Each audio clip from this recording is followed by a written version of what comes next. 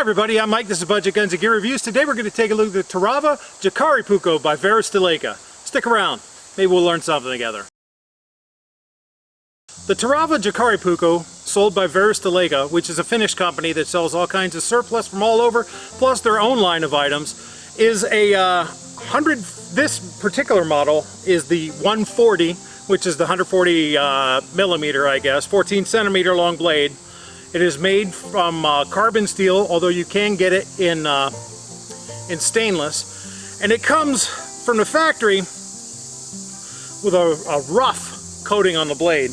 I've kind of polished it off to make it a little bit more of a bare blade. I like the looks of this better. Eventually, I'm planning to either force a vinegar patina on it or maybe cold blue it, I don't know. Out of the box it comes really sharp.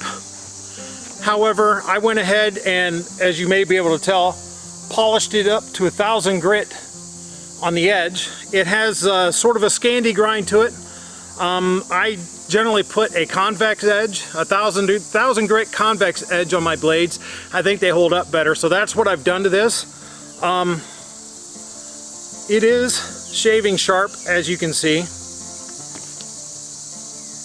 Took the hair right off my arm.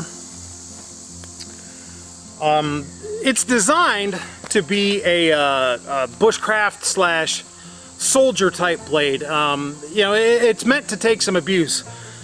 It's a pretty thick spine. As you can see, it's a pretty thick spine.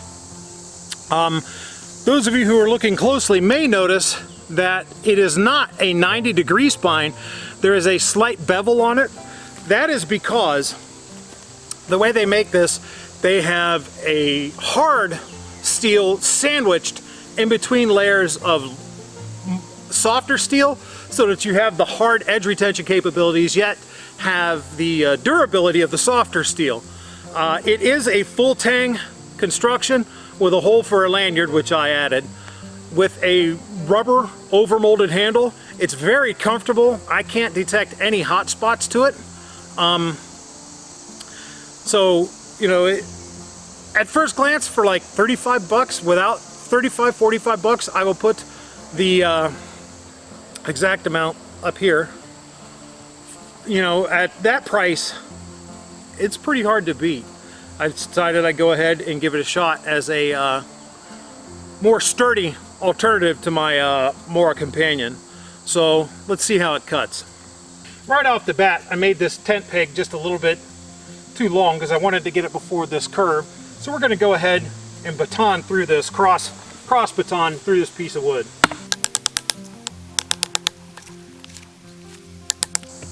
Which it handles like a champ. We'll go ahead and start our 7-notch.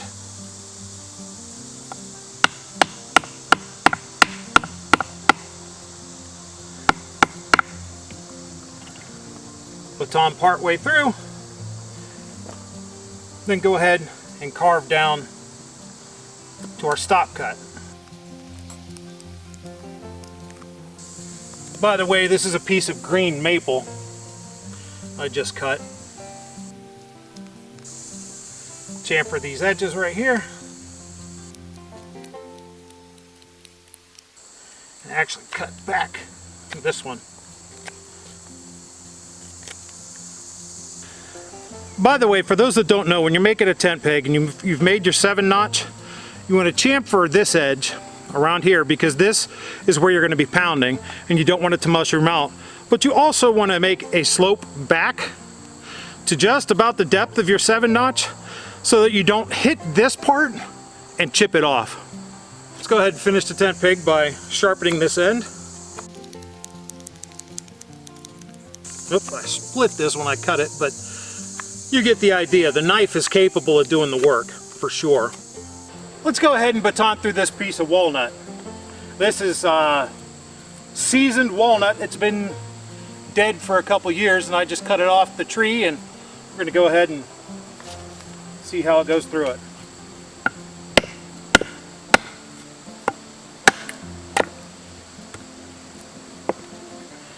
Well, I think it'll process this down like nobody's business. It's thick enough to where it kind of acts as a wedge when it goes through it, and helps split it apart really well.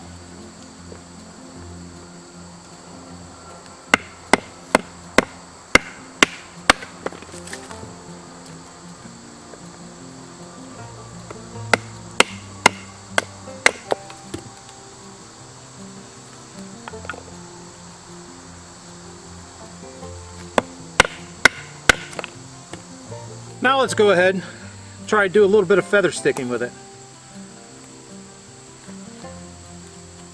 Any mistakes are probably more mine than the knife's. I'm not real practiced at doing this, not like I ought to be.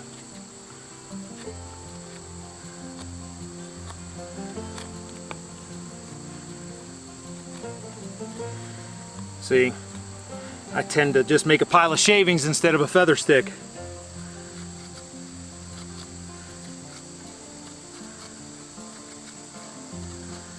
But it will get some pretty fine shavings off of this, it looks like. Let me try the grain in the other direction.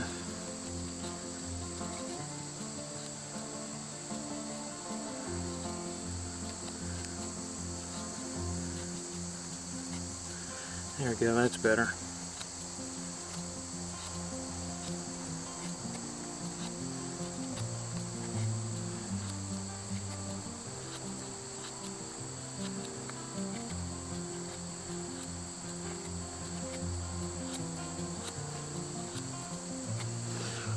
So it'll make some fine curls if you need it to.